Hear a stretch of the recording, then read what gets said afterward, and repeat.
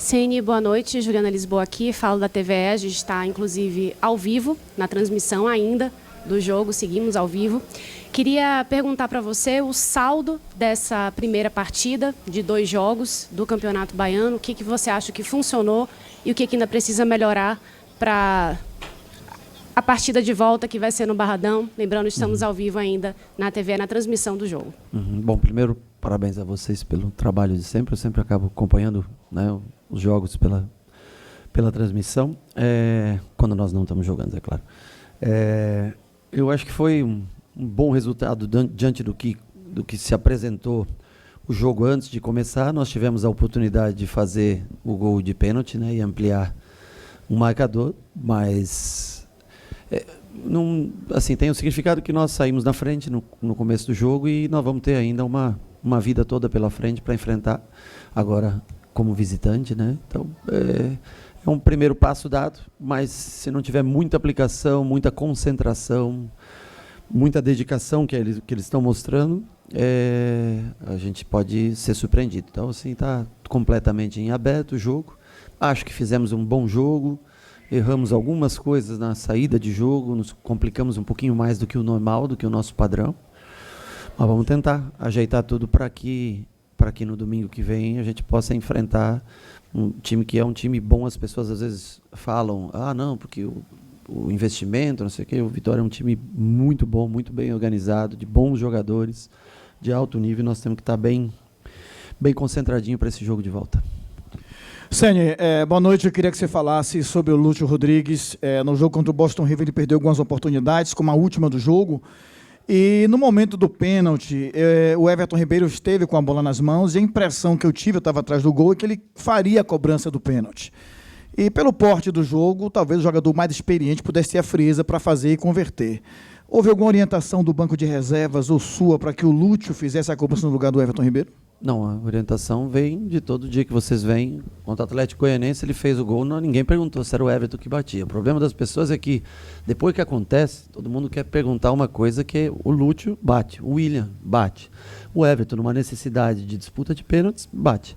No tempo normal, a predeterminação era para o Lúcio bater. Se ele não se sentisse bem, tinha o Cauli, que podia também executar a cobrança, tinha o Everton. Ele se sentiu confiante, não bateu bem essa penalidade, mas bateu outra já que nos deu pontos importantíssimos. Então, infelizmente, errar pênalti, eu bati muito, errei também, faz parte do jogo. Não é o que ele queria, não é o que a gente queria, mas faz parte do jogo. O importante é que não perdeu a concentração, o time conseguiu continuar no jogo, firme no jogo, e errar pênalti, desculpa, faz parte. O goleiro também, vamos dar o mérito, o goleiro foi bem na bola, fez uma grande defesa. Esse pênalti perdido pode trazer realmente um prejuízo para o Bahia numa decisão como essa? Eu não vou pensar nesse viés, eu penso no tudo de bom que a gente produziu hoje, nos 2 gols que nós fizemos. Vamos nos apegar às coisas boas, né, nas coisas que aconteceram de maneira positiva.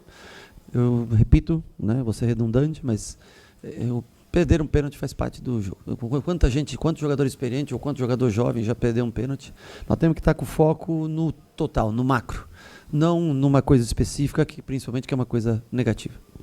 Boa noite, Rogério. Geralmente tiram como solução quem não jogou, né? Aí cita alguém que não jogou e tal, porém o resultado veio, o time conseguiu se comportar bem na final do estadual. Mas a ausência do Ademir para esse jogo de hoje, a mudança de característica para o Cauli, o que é que você pode falar do que dificultou para o teu time não ter uma peça como o Ademir hoje? O Ademir não reuniu condições suficientes para estar hoje entre os jogadores que iam jogar, nem para entrar no jogo. Esperamos tê-lo no próximo jogo, no jogo da volta, né? Ele correu muito no último jogo, cansou demais, nós ficamos, né, naquela tensão do 1-0 do último jogo, então ele não teve condições, não reuniu mínimas condições para estar presente hoje. E o Cauli, para mim, só muda a característica, claro, muda, né? A gente usou o Arias fazendo muito essa função, e o Cauli não é um ponta, é um jogador que vem um pouco mais para dentro. E no próximo jogo vamos analisar como cada um vai, como é o melhor para a gente jogar o próximo jogo. Mas são jogadores, eu acho que hoje de se destacar, eu sei que vocês não me perguntaram, mas como você falou do Cauli, mas assim, a melhora do time na entrada dos jogadores. Acho que os 5 caras que entraram, que formaram a segunda linha, entraram muito bem no jogo e retomaram, quando o jogo começou a cair de produção um pouquinho, eles retomaram o ritmo e o nível do jogo. Então, o quão foi importante hoje se destacar os 5 que entraram E se destacar a participação também do Cauli, que hoje o Ademir não jogou, e ele fez uma ótima partida. Boa noite, Rogério. No primeiro tempo, o time foi mais propositivo, buscou mais, teve uma melhor coordenação, trabalhou melhor a bola. No segundo tempo, após perder a perda do pênalti, o time ele teve uma inversão de papéis. O Vitória passou, até pela necessidade do resultado, saiu mais e o Bahia se encolheu. Isso tem uma relação com o cansaço ou foi realmente um impacto psicológico por conta da penalidade perdida? Honestamente, acho que tem um impacto psicológico do pênalti perdido, né? Normalmente você tem a murchar um pouco, né, naquele momento. Tem a ver com o cansaço de ter tido só 60 e poucas horas para se recuperar. E tem muito a ver que do outro lado é um time de Série A que tem qualidade. São 3 fatores que eu acho que um segue o outro. O pênalti perdido, normalmente se faz o pênalti, o adversário se retrai. Você perde o pênalti, o adversário moralmente, psicologicamente ele cresce. Juntando a qualidade dos seus jogadores, ao bom banco de reservas que tem para fazer as trocas.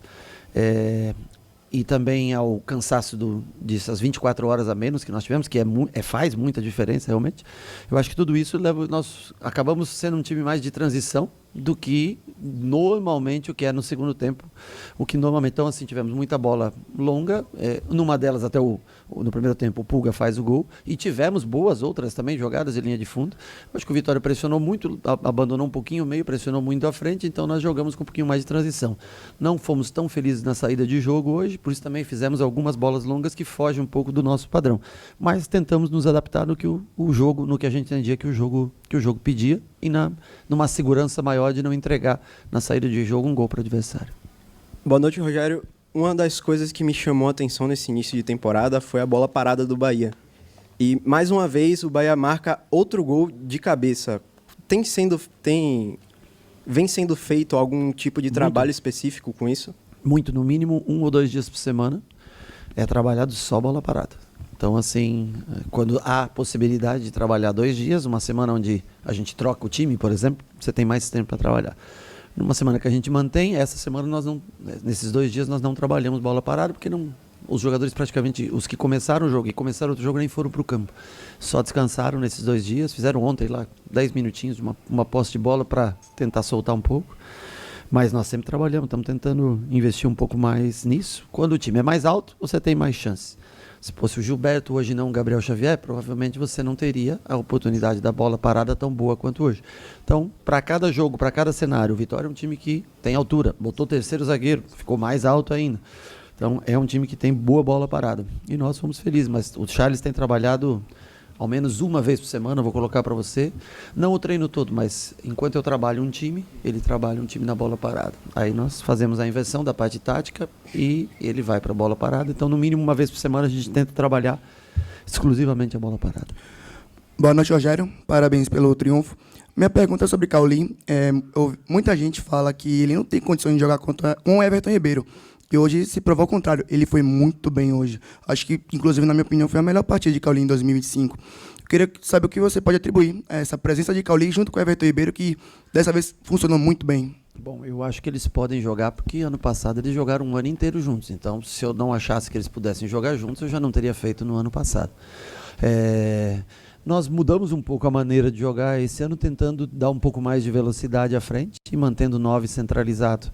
Então, nem sempre o Cauli começa jogando, né?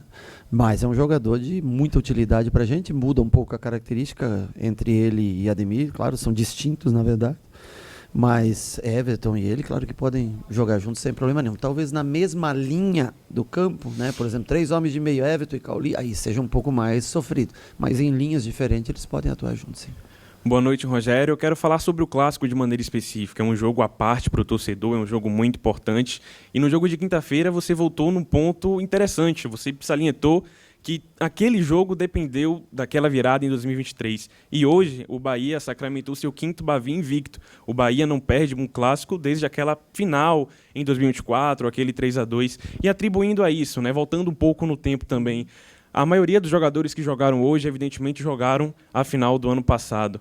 Para além da entrada de novos jogadores, que é normal que aconteceu neste ano de 2025. O que você atribui uma mudança, né, desses jogadores jogarem o Bavi? Você, no início da coletiva, salientou dedicação, força, força no psicológico, força no mental, saber jogar um clássico. O que você atribui? O que mudou daquele Bahia que perdeu aquele Bavi de virada para esses 5 clássicos invictos? Eu te dou uma coisa básica que mudou, que se você olhar o meio-campo praticamente que jogou hoje, que entrou hoje as trocas, né, é bem diferente daquele time, né?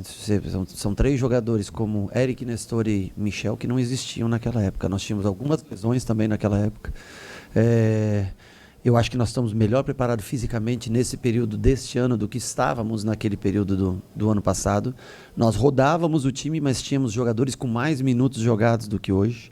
Então, assim, tudo isso ele faz com que você, uma melhora de elenco com peças para substituir e manter um nível de jogo, ele vai te dar mais chances de sair vencedor ao final. Mas, repito para você, é um primeiro jogo só, não tem absolutamente nada definido. Nós sabemos o quanto é difícil jogar. Você mesmo falou de uma vitória do Vitória no último clássico no Barradão. Então, nós sabemos o grau de dificuldade que é jogar na casa do adversário. Então, sim, mas eu acho que, primeiro, a quantidade de trocas que nós temos nesse ano, as poucas lesões que nós tivemos nesse ano, a minutagem de rodar elenco de verdade, realmente quanto jogadores mais próximos, mais parelhos de cada posição, você pode alternar mais minutos. E eu acho que as trocas, hoje eu digo para você, foram fundamentais para o time se reerguer no segundo tempo. Boa noite, professor. Parabéns pelo triunfo. Ano passado, a gente viu um Bahia um pouco verde com relação a jogos grandes, com torcida cheia, com casa cheia. E esse ano houve uma mudança, né? A gente já teve 2 jogos de Libertadores aqui na Fonte Nova. Tivemos esse clássico, né? O segundo clássico agora, contra o Vitória, e com um Bahia muito maduro. No último clássico, a gente conversou a respeito e o senhor disse que a confusão tirou o foco do time. E realmente o 0-0 foi muito por conta daquela confusão, daquela questão. A que se dá esse amadurecimento? Cabe também as peças que chegaram. Sim. E também o seu amadurecimento da mudança de várias maneiras de jogar do time? Não, você só pode mudar de várias maneiras quando você tem peças que jogam de diferentes maneiras. Então, não tem uma coisa tá atrelada à outra, tá? E eu acho que nós nos preocupamos, eu falei, ao menos sempre friso para eles. Eles tentam, muitas vezes, desestabilizar, encostar, enfiar a cabeça, empurrar, e nós não podemos cair nisso. Nós temos que nos concentrar. O jogo tem quanto? 90, e hoje teve 99. Né? Nos 60 minutos que tem de jogo mesmo, nós temos que nos concentrar nisso, na acepção da palavra. Parar de reclamar com o juiz, não temos que fazer cera, não temos que fazer nada. Nós temos que se concentrar única e exclusivamente no jogo. Porque, fora isso, nós tivemos um time disciplinado. É um time que toma poucos cartões, é um time que normalmente acaba com 11 jogadores em campo. Nós não podemos dar a oportunidade ao adversário de tentar desestabilizar emocionalmente. Se a gente estiver emocionalmente estável, terminando o jogo com 11, nós temos boa probabilidade de chegar numa situação, no mínimo, de igualdade com o adversário. Rogério, boa noite. Evelyn Santos, Mosaico Esportivo. Parabéns pelo triunfo. Hoje vimos um Bahia equilibrado, dominante e entrosado. Tendo como base o jogo de hoje, quais ajustes técnicos e estratégias que podem ser implementados para garantir o próximo resultado positivo e, possivelmente, a conquista do título estadual? Olha, eu posso te falar hoje de ajuste técnico. Nós sempre temos que treinar a repetição. Eu sempre falo que a repetição é que leva você a fazer as coisas de melhor maneira.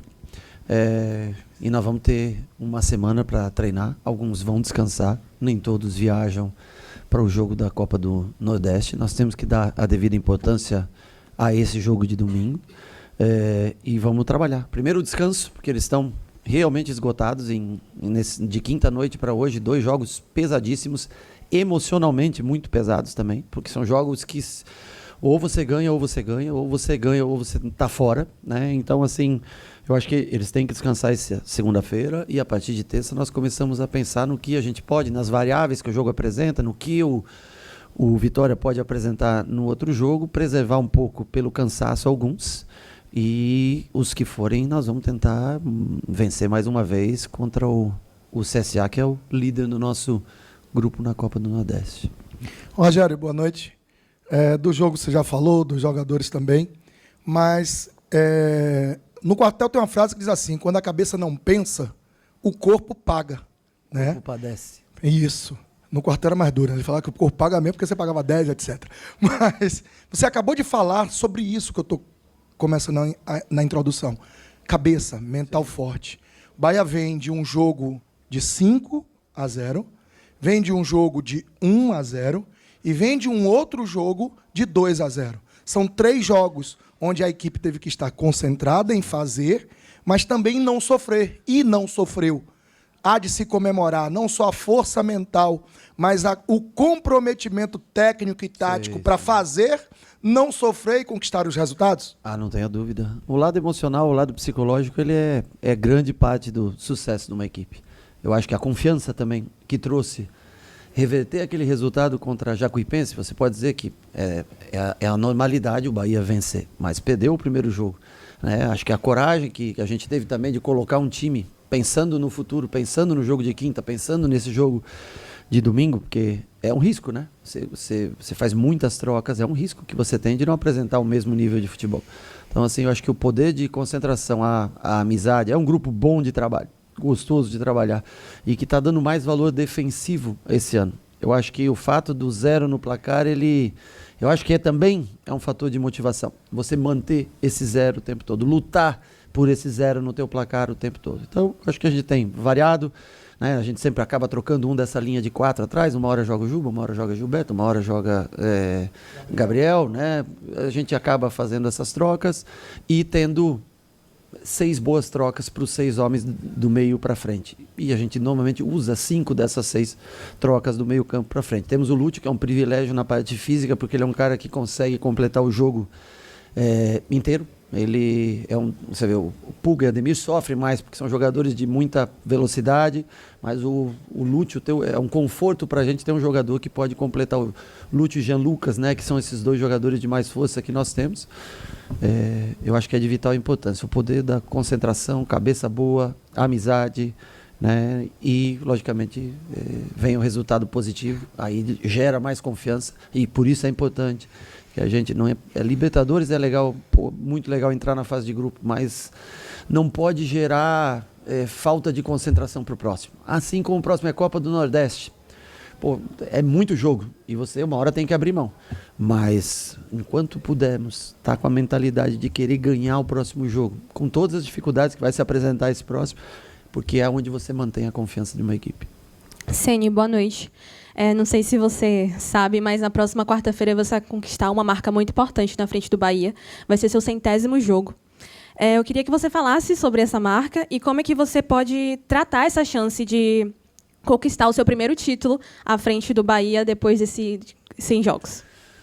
Bom, para mim, eu fico orgulhoso porque é tão difícil hoje um treinador completar 100 jogos consecutivos no futebol brasileiro, uma coisa tão natural no futebol europeu, mas no futebol brasileiro é difícil. Eu acho que isso se deve também muito à maneira como o clube, como o grupo pensa, a maneira como eles gerenciam. Eu falo que é um lugar, uma SAF decente, bem constituída. Ela é feita de 2 pessoas que tomam conta e é muito mais fácil de você lidar do que com, às vezes, conselheiros que vão muito na emoção. Então, eu acho que eles reagem muito na razão. E o dia que eles acharem que o profissional não atende mais o que ele tenta propor, isso não é através de vencer ou perder. Eu acho que é muito através da tua dedicação diária, do teu trabalho diário, da relação com as pessoas, com jogadores, com todos os funcionários. Eles, eu acho que têm total direito a fazer qualquer troca que quiserem. Enquanto eles acharem que o profissional vem entregando, ao menos dentro daquele modelo que a gente quer, ou as coisas que a gente treina, que você consegue ver dentro do campo de jogo, eu acho que o apoio deles também é fundamental no dia a dia para ter essa estabilidade para se trabalhar. Eu gosto muito do futebol, adoro trabalhar com futebol e gosto muito do Bahia, de coração. Assim, é uma atmosfera fantástica aqui na Fonte Nova, e fico feliz de fazer com que o torcedor, ou parte, né, os jogadores, na verdade, é que fazem dentro do campo, mas de fazer parte também de um jogo onde todo mundo volta para casa num domingo feliz. E eu sei que nós não vamos ter todos os domingos felizes, mas eu acho que a energia da torcida, independente de como esteja o jogo, como esteja andando o jogo, ela é sempre vital para o sucesso do time. CNA TV abrindo e fechando a coletiva, seguimos ao vivo. Eu queria perguntar para você, no jogo da volta, você falou muito sobre o Lúcio Rodrigues, mas é um dos jogadores que você não terá à disposição, porque ele foi convocado pela seleção uruguaia, assim como o Arias, né? Quais serão as suas opções? O que é que você pensa para esse jogo? Bom, nós temos o William, temos o Thiago, que já fez essa função, nós temos o Gilberto, na lateral direita, temos o Cauã, que já fez alguns jogos nessa função, e nós vamos analisar de acordo com o que a gente sente que foi melhor. Temos que ver o jogo com calma, analisar todas as possibilidades, saber se o Vitória joga com uma linha de 5 de novo, se ele volta para uma linha de 4, precisando vencer. Vamos analisar todas as hipóteses, preparar para cada uma delas, analisar também o Ademir durante a semana, se ele reúne condições também para esse jogo, eu acredito que sim. E aí a única coisa que muda, o William é um jogador distinto do Lúcio. O Lúcio é um jogador de muito ataque a espaço e força, né? O William é um jogador de muita técnica, com menos mobilidade e encaixar. Aí tem o Thiago, que já é uma característica mais parecida com a do Lúcio. Encaixar dentro do elenco que nós temos para tentar, com todas as dificuldades que vão existir, para tentar fazer com que a gente seja campeão.